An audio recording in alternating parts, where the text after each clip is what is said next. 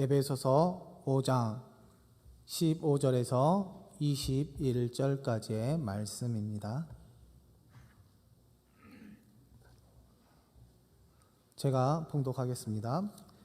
그런즉 너희가 어떻게 행할지를 자세히 주의하여 지혜 없는 자같이 하지 말고 오직 지혜 있는 자같이 하여 세월을 아끼라. 때가 악하니라. 그러므로 어리석은 자가 되지 말고 오직 주의 뜻이 무엇인가 이해하라. 술 취하지 말라. 이는 방탕한 것이니 오직 성령으로 충만함을 받으라. 시와 찬송과 신령한 노래들로 서로 화답하며 너희의 마음으로 주께 노래하며 찬송하며 범사에 우리 주 예수 그리스도의 이름으로 항상 아버지 하나님께 감사하며 그리스도를 경외함으로 피차 복종하라. 아멘. 오늘 예배 가운데 오신 모든 성도님들에게 하나님의 은혜와 하나님 주신 지혜가 가득하기를 간절히 바라겠습니다. 우리 옆에 분들과 인사를 하는데요, 우리가 마스크를 쓰고 있으니까 입으로 말고 몸짓으로 인사를 한번 하도록 하겠습니다. 근데 뭐라고 인사하느냐? 사랑합니다 라고 인사하는데 이제 표현 방법이 여러 가지가 있어요.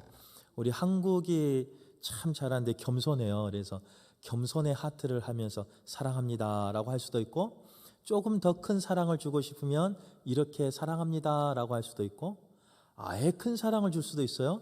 이렇게 사랑합니다 라고 할 수도 있고, 또 우리가 요즘 코로나 그 뉴스 때문에 뉴스를 많이 보는데 그 보면은 옆에서 수화로 통역하신 분들이 계시죠. 그 수화로 사랑합니다 라고 어떻게 표현하냐면 주먹을 쥐고 이렇게 한번 돌린답니다. 사랑합니다. 이게 사랑하다는 뜻이 돼요. 우리 여러 가지 표현이 있지만 하여튼 옆에 분들에게 주의할 점이 있어요. 부부하고 같이 앉았는데 옆에 부부한테 인사 먼저 안 하고 다른 사람한테 인사하면 또 집에 가서 싸움 납니다. 부부한테 인사하고 다른 분한테 인사하도록 하겠습니다. 우리 사랑합니다 하고 인사하도록 하겠습니다.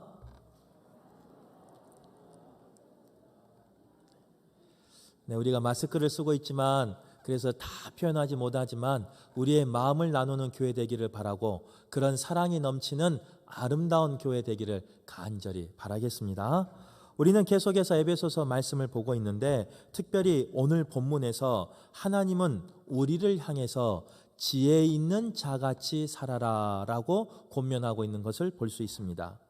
우리가 전에는 하나님을 알지 못하는 사람이었습니다.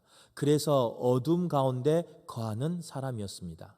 그런데 빛 대신 주님이 우리를 찾아와 주셔서 우리가 하나님을 알게 되었고 우리는 빛의 자녀가 되었습니다.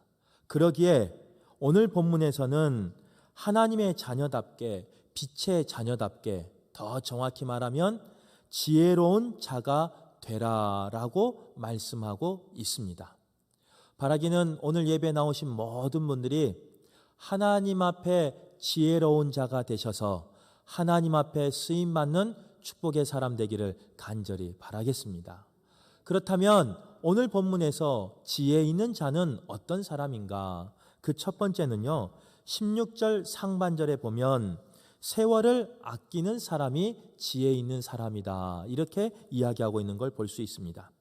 시편 90편 말씀은 모세가 쓴 말씀입니다. 모세는 120년을 살았습니다. 그런데 시편 90편 말씀 가운데 모세는 뭐라고 고백하느냐?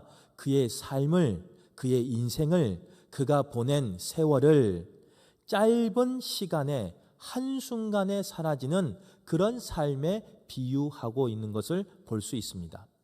특별히 시편 90편 10절 말씀은 우리가 너무나 잘 아는 말씀이에요. 우리의 연수가 70이요 강건하면 80이더라도 그 연수의 자랑은 수고와 슬픔뿐이요 신속히 가니 우리가 날아가느니라 라고 고백하고 있는 걸 볼 수 있습니다. 모세는 120년에 어찌 보면 긴 삶을 살았지만 그의 삶을 회고할 때 어떻게 회고했느냐? 시간이 날아가는 것처럼 빨리 지나간다라고 말씀하고 있는 걸 볼 수 있어요. 그러기에 오늘 본문은 그 날아가는 시간을, 세월을 아껴라, 귀하게 여겨라 라고 말씀하고 있는 겁니다. 또 오늘 본문을 계속 읽어보면요, 그 세월을 아껴야 하는 이유에 대해서 이야기하고 있는 걸 볼 수 있어요.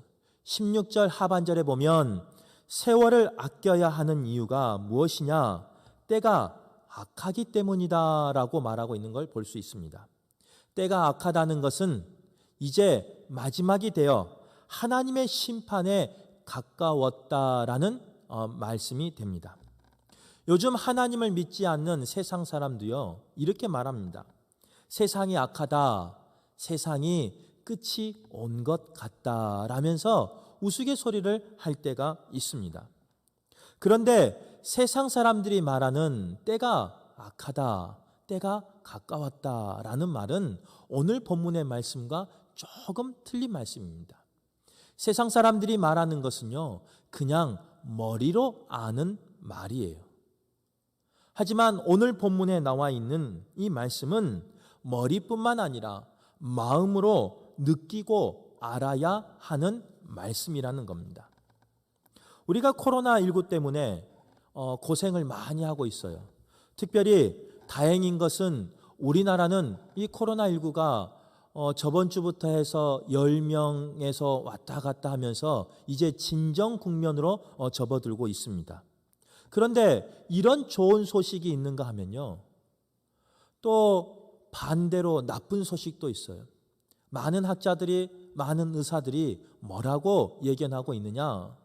빠르면 올 가을이 되면, 늦으면 올 겨울이 되면 백신이 나오지 않는 이상 코로나가 재유행할 수 있다라고 예견하고 있습니다. 이것이 무슨 말이냐면요, 코로나가 다시 유행이 되면 우리는 아름다운 성전에서 모여서 예배할 수 없는 날이 또 올 수 있습니다. 아름다운 성도님들과 사랑해요 하면서 인사하며 교제하며 친교하며 예배할 수 없는 날이, 신앙생활할 수 없는 날이 또 올 수도 있다는 거예요. 더 나아가 코로나가 교회의 많은 모습을 변화시켰는데요, 그 중에 하나가 뭔지 아세요?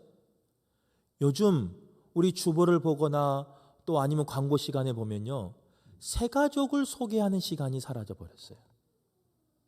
코로나 때문에 특별히 신천지가 전염을 할 수 있기 때문에 많은 교회들이, 대부분 교회들이 새가족을 등록받지 않고 있습니다. 더 나아가 새가족 등록받는 것을 꺼려하며 미루고 있습니다. 그런데 거기서 끝나지 않습니다. 전도도 미루고 있습니다. 구원의 방주의 역할을 해야 할 교회가 그 사명을, 그 소명을 감당하지 못하고 있는 상황입니다. 잘했다, 잘못했다 이런 것을 이야기하는 게 아니에요. 세월을 아끼고 나에게 주어진 기회를 아끼라라는 말씀입니다. 무슨 말이냐면요, 내가 전도하고 싶었는데 전도하지 못할 때가 있었어요. 마음만 먹을 때가 있었어요. 내가 예배하고 싶었는데 마음만 먹을 때가 있었어요. 그런데 그 시간이 마냥 우리를 기다려줄 줄 알았어요. 그런데 불현듯 찾아온 코로나19가 우리의 신앙을 많이 변화시켜버린 걸 볼 수 있어요. 바라옵기는 세월을 아끼고 시간을 아끼고 기회를 아끼는 성도들 되기를 바라겠습니다. 하나님이 나에게 주신 소명과 사명이 있다면 언젠진 모르지만 마지막 날이 있다는 것을 기억하고 내가 하고 싶어도 하지 못하는 시간이 나에게 온다는 것을 기억하고 세월을 아끼는 복된 분들 되기를 간절히 바라겠습니다. 또한 다음 주일은 우리 교회가 어린이 주일로 지키려고 합니다. 우리 교회뿐만 아니라 아마 한국에 있는 모든 교회가 어린이 주일로 지킬 겁니다. 그런데 우리 교회는 좀 특별하게 9시 예배와 11시 예배를 9시 예배는 중고등부로, 11시 예배는 우리 유치부, 저학년부, 고학년부 예배로 드리려고 해요. 연합에서 예배 드리려고 해요. 또 자녀를 두고 있는 부모들과 함께 본당에서 예배 드리려고 해요. 교회 학교가 그동안 코로나 때문에요, 2달 이상 온라인으로 예배 드렸습니다. 아이들이 주회전에 나와서 예배하지 못했어요. 그런데 바라옵기는 다음 주부터 이제 코로나가 종결이 되어서 다음 주부터는 교회 학교 예배가 시작됐으면 좋겠어요. 하지만 그것은 목사의 바람이에요. 우리의 바람이에요.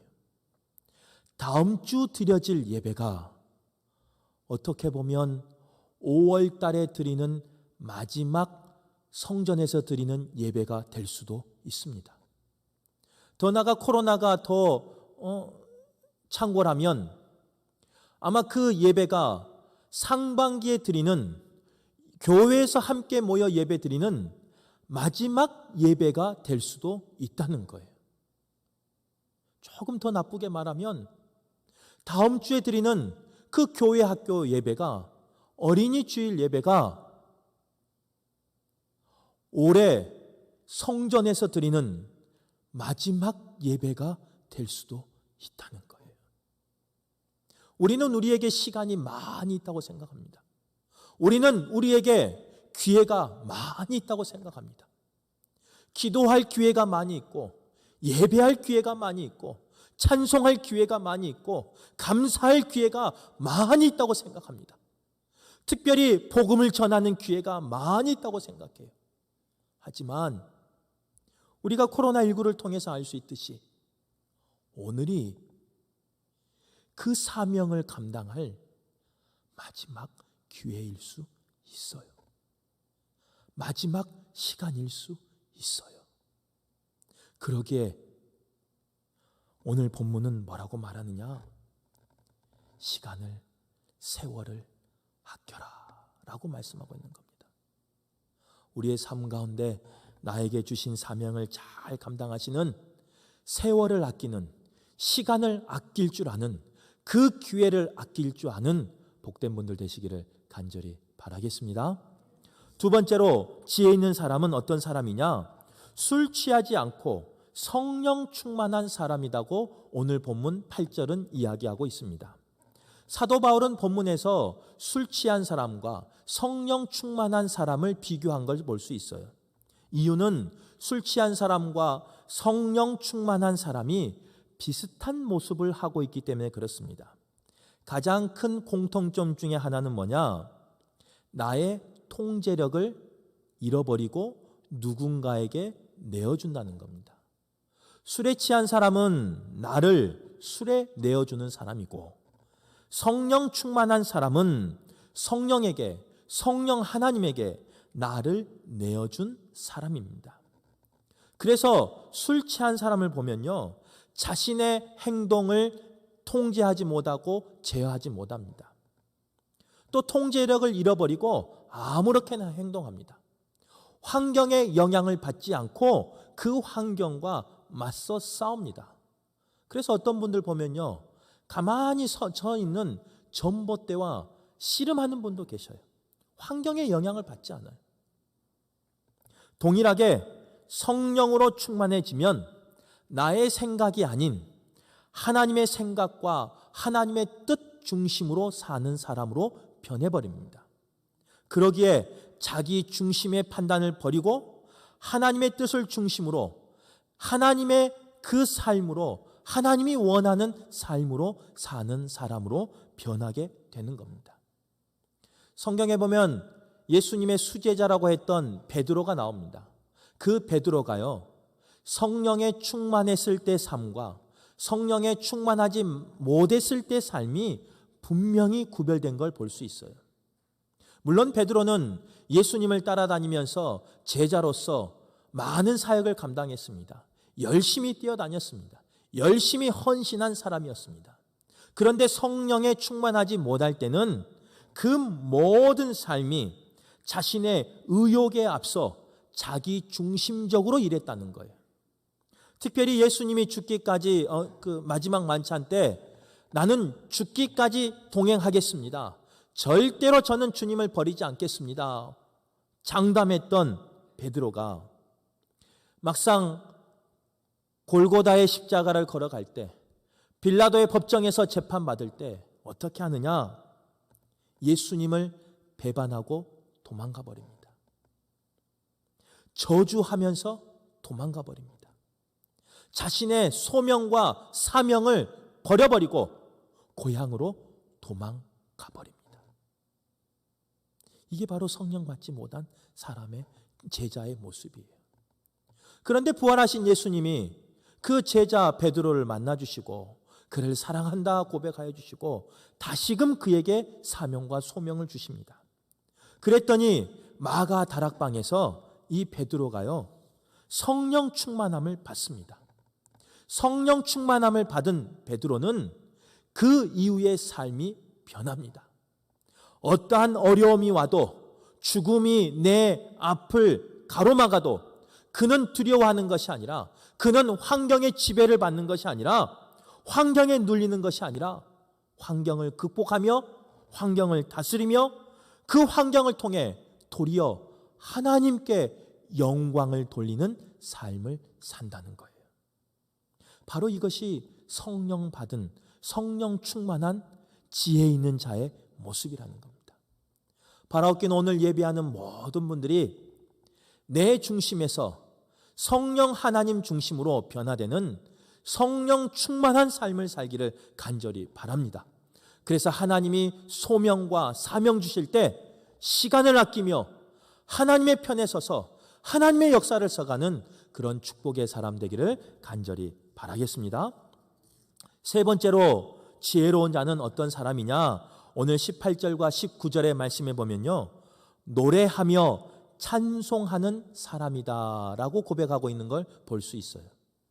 이사야서 43장 21절 말씀에 보면 이 백성은 내가 나를 위하여 지었나니 나를 찬송하게 하려 함이니라 라고 말씀하고 있습니다. 하나님께서 우리를 많은 사람들 가운데 불러주셨어요. 그리고 자녀 삼아주셨어요. 그리고 구별하여 주셨어요. 그리고 빛의 자녀가 되게 해주셨어요. 우리로 하여금 찬송받기 위해서, 우리로 하여금 영광 받기 위해서 우리를 그렇게 구별해 주셨다는 거예요. 그런데 하나님의 영광을 위해서 찬송하는 우리의 찬송이 그냥 찬송이 아니라는 거예요. 그 찬송이 있는 곳에서는 하나님의 놀라운 능력이 나타납니다. 구약 성경에 보면 사울 왕이 나옵니다. 이 사울 왕은요, 가끔 귀신에게 괴롭힘을 당하는, 귀신에게 잡혀 사는 삶을 살았어요. 그런데 그럴 때마다 이 사울은 누구를 부르느냐? 다윗을 부릅니다. 그리고 비파를 치게 합니다. 그리고 그 비파를 켜는 가운데 찬양케 합니다. 그런데 놀라운 사실은 그 찬양을 듣는 순간 그 사울을 괴롭혔던 귀신이 쫓겨나가는 걸 볼 수 있어요.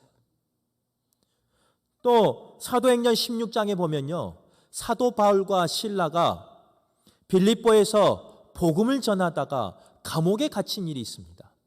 그런데 이 사도 바울과 실라는 감옥에 갇혔을 때 어떻게 하느냐? 불평과 원망을 쏟아내는 것이 아니라 하나님 앞에 감사하며 하나님 앞에 기도하는 마음으로 찬송을 올려드립니다. 그런데 그때 어떤 사건이 일어나냐면요, 기적이 일어나냐면요, 옥문이 열리고 발에 차고 있었던, 묶여 있었던 착고가 풀리고 그 얽매인 가운데 자유함을 누리는 것을 볼 수 있어요. 바로 하나님께 영광을 드리며 올려드리는 그 찬송은 이런 능력이 있는 거예요. 귀신을 다스리는 능력이 있고요, 고난을 이길 힘을 우리에게 주고요, 장애물을 넘어 장애물을 이기는 힘을 우리에게 줍니다.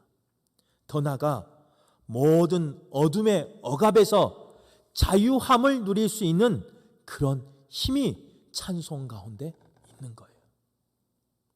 혹시 우리의 삶 가운데 아픔이 있거나 억압이 있거나 묶인 분 있습니까? 지혜로운 자가 되셔서 불평하는 것이 아니라, 원망하는 것이 아니라 하나님 앞에 새 노래로 찬양하는 복된 분들 되시기를 바랍니다. 그래서 나의 모든 문제가 해결받기를 간절히 바라겠습니다. 미국의 시카고에 스팻포드라는 행복한 가정이 있었습니다. 아마 오늘 부른 찬송가 413장을 보면요, 그 가사를 쓴 사람이 바로 이 스팻포드라는 사람이에요. 이 스팻포드는요, 직업이 대학 교수였고 변호사였습니다. 또 특별히 그는 신앙이 독실한 사람이었습니다. 그래서 무디 목사님과 무디 교회에서 신앙생활하면서 회계 집사를 맡으면서 신앙생활을 하고 있었던 사람이었습니다. 많은 사람들에게 사랑도 받고 많은 사람들에게 존경받은 사람이었어요. 특별히 그의 아내는 현숙한 여인이었습니다. 그리고 그 현숙한 아내를 통하여 그의 가정에 4명의 사랑하는 공주, 사랑하는 딸들이 있었습니다. 그런데 1871년 10월 8일에 시카고에 대화재가 일어납니다. 그런데 그 화재 때문에요, 이 스팻포드의 집이 전소돼 버리고, 그의 직장이 전소돼 버리고, 그의 신앙생활했던 무디 교회가 전소돼 버렸어요. 하루아침에 이 스팻포드는요, 모든 것을 잃어버렸습니다. 그런데 그의 불행은 거기서 끝나지 않아요. 그 충격 때문에 그 아내가 스트레스를 받아 시름시름 앓기 시작합니다. 그런데 그 병이 얼마나 되냐? 거의 2년이 되어도 낫지 않아요. 그래서 스팻포드는요, 결정을 해요. 사랑하는 아내와 딸들을 환경이 좋은 유럽, 프랑스로 보내기로 결정합니다. 요양차 보내기로 결정해서 배를 태워 여객선을 태워 보내는데요. 1873년 12월 22일 새벽 2시에 그 아내가 탔던 여객선이 영국 배와 충돌하고 맙니다. 그래서 226명이 죽는 참사가 일어납니다. 그런데요, 불행하게도 아내는 살아났어요. 근데 사랑하는 내 딸을 잃어버리고 맙니다. 그 소식을 들은 스팻포드가 프랑스로 넘어가요. 그런데 넘어가는 도중에 그 사고 해역을 지날 때 선장이 안내 방송을 했답니다. 이 지역은 226명이 죽은 참사가 있었던, 여객선 참사가 있었던 해역입니다 라고 말했대요. 그곳에서 내 딸을 먼저 하늘나라로 보낸 그 아버지의 마음이 어떻겠습니까? 탄식하며 울며 하나님 앞에 울부짖었대요. 그런데 그때 하나님의 음성이 들리더래요. 위로가 들리더래요. 그 음성이 뭔 줄 아세요? 바로 오늘 찬송가 413장에 나와 있는 찬송 가사예요. 오늘 불렀던 찬송이 그냥 음율이 좋고 가사가 좋은 가사가 아니에요. 그런 애절한 가운데, 하나님을 바라보고 기도한 가운데 하나님이 그에게 주신 위로의 말씀이었던 거예요. 그런데 이 가사가 곡을 붙여지게 되고요, 많은 사람들에게 위로와 힘이 되는 가사가 찬양이 됐다는 거예요. 우리가 오늘 그 내용을 한번 회상하면서 우리 찬송가 413장 1절과 2절을 한번 불러보도록 하겠습니다. 가사를 생각하면서 불러보세요. 그 아버지의 마음을 생각하면서.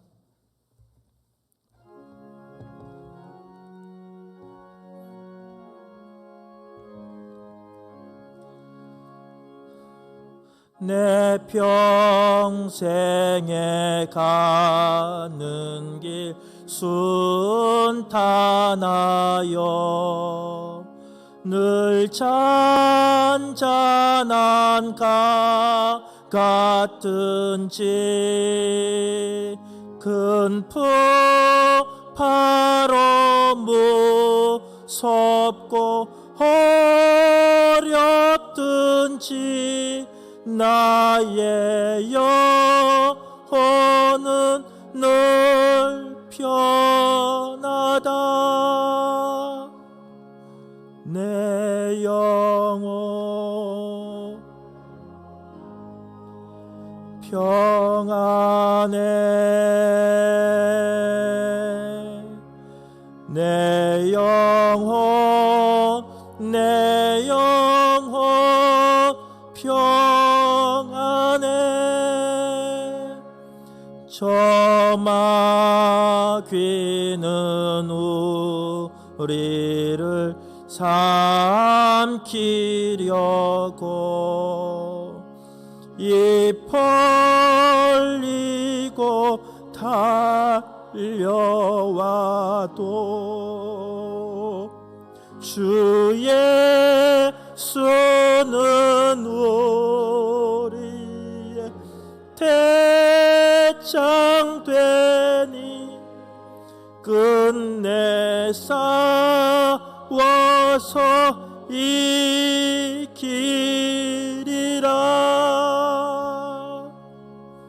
내 영혼 평안해. 내 영혼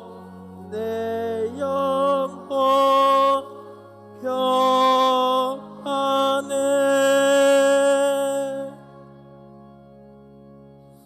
한번 상상해 보세요. 그 해역을 지나가는 아버지의 마음이 어떤 마음이었겠는가. 그러나 하나님 앞에 감사함으로 고백할 때, 기도하며 고백할 때 하나님은 이런 찬송으로, 이런 가사로 우리를 위로해 주셔요. 우리의 삶 가운데 행여나 지혜가 없어서 낙심 가운데 있는 분이 있습니까? 어둠 가운데 있는 분이 있습니까? 오늘 스페포드를 위로하신 하나님이 우리 성도들의 삶을, 성도들의 가정을, 성도들의 자녀를, 후손을 위로해 주시기를 간절히 바라겠습니다. 마귀들이 나를 삼킬지라도 으르렁거리고 우는 사자처럼 기다리고 있을지라도 끝내 싸워 이기게 하신 그 빛 대신 주님을 바라보시고 그 빛 대신 주님을 의지하시고 승리하기를 간절히 바라겠습니다. 끝으로 지혜 있는 자는요, 범사에 항상 감사하는 사람이에요. 오늘 20절 말씀에 보면 우리에게 마음에 걸리는 단어가 있습니다. 그게 뭐냐? 범사에, 그리고 항상이라는 단어예요. 예수를 그리스도로 고백한 성도들은 누구나 다 많은 감사를 하고 삽니다. 솔직히 오늘 여기에 나온, 예배에 나온 성도들 가운데 감사하지 않는 사람이 어디 있습니까? 다 감사하면서 살아요. 그런데 중요한 것은 항상 범사에 감사하냐 이거예요. 범사란 모든 일을 말합니다. 항상이란 언제나 변함없이 라는 뜻을 가지고 있습니다. 그래서 모든 일에 언제나 변함없이 어떤 상황에도 감사하는 자가 바로 지혜로운 자다고 성경은 말하고 있는 거예요. 그런데 우리의 삶을 돌아보세요. 남의 일이니까 범사에 감사해라 말해요. 남의 일이니까 원칙적으로 또 하나님의 말씀을 전하기도 합니다. 근데 막상 내 삶 가운데 그런 아픔이 있다면, 내 삶 가운데 그런 고통이 있다면 과연 우리는 감사할 수 있겠습니까? 사랑하는 남편이 사랑하는 아내가 중병이 걸렸다는 소식을 의사에게 전해 들었어요. 그 상황 속에서도 감사합니다라고 할 수 있겠습니까? 오랜 지병으로 누워있는 시어머니를 보고 며느리가 과연 감사합니다 라고 고백할 수 있겠습니까? 도무지 회복의 기미를 보이지 않은 장애를 가지고 있는 자녀를 보고 있는 어머니가 진심으로 감사합니다 라고 말할 수 있겠습니까? 한 가정이 실직하여 가정에 위기가 왔어요. 요동쳐요. 흔들려요. 앞이 보이지 않아요. 그런데도 감사합니다 라고 고백할 수 있겠습니까? 사랑하는 내 자녀가 미래를 위해서 꿈을 꾸고 시험을 봅니다. 취업을 위해서 시험을 봅니다. 한 번 떨어져요. 두 번 떨어져요. 1년 동안에도 떨어져요. 2년이 넘어요. 그런데도 남의 아들에게 말한 것처럼 감사하며 기도하자 라는 말이 나올 수 있겠습니까? 인간적으로 볼 때 범사에 감사하는 것, 항상 감사하는 것, 현실적으로 불가능한 일입니다. 그러나 오늘 성경 말씀은요, 분명히 이야기해요. 범사에 항상 감사해라. 하나님의 명령이에요. 왜 명령하시느냐? 그 감사의 고백이, 그 감사의 기도가, 그 감사의 예배가 우리의 삶을 변화시키기 때문에 그렇습니다. 하나님은 감사로 예배하는 자들의 그 예배를 기뻐 받아주셔요. 눈물 가운데 있지만 감사로 고백하는 그 기도를 받아주셔요. 그리고 그 기도가 때가 되면 열매 맺게 하시되 사람이 누릴 수 없는 여러 가지로 복으로 우리에게 임할 줄 믿습니다. 저는 우리 성도들 가정 가운데 그런 고백이 있기를 바라요. 그런 지혜 있는 분들 되시기를 바라요. 그래서 불평과 원망을 쏟아내는 것이 아니라 하나님이 주신 지혜로 감사하되 범사에 항상 감사하셔서 정말로 감사의 열매가 맺히는 그런 가정 되기를 간절히 바라겠습니다. 이 모든 것이 그냥 되는 건 아니에요. 사람의 힘으로 되는 게 아니에요. 지혜 있는 자가 돼서요, 성령 충만할 때 가능한 복입니다. 오늘 예배하는 모든 분들이 지혜 있는 자가 되셔서 성령 충만하셔서 하나님 앞에 그런 복을 누리고 사는 축복의 사람, 구별된 분들 되시기를 바라겠습니다. 기도하겠습니다. 하나님 아버지 감사합니다. 전할 수 없는 자가 주의 말씀을 전하였습니다. 그러나 말씀 가운데 위로받을 것 있다면 위로하여 주시고, 세우실 것 있다면 세워주시고, 회복할 것 있다면 회복시켜 주셔서 하나님이 주신 복을 누리며 사는 복된 분들 되게 하여 주시옵소서. 특별히 죄인인 우리에게 지혜를 허락하여 주셔서 하나님과 동행하는 삶을 살게 도와주시되, 노래하며 찬송하되 새 노래로 찬송케 도와주시고, 항상 감사함으로 고백하는 복된 분들 다 되게 하여 주옵소서. 예수님 이름으로 기도드립니다. 아멘.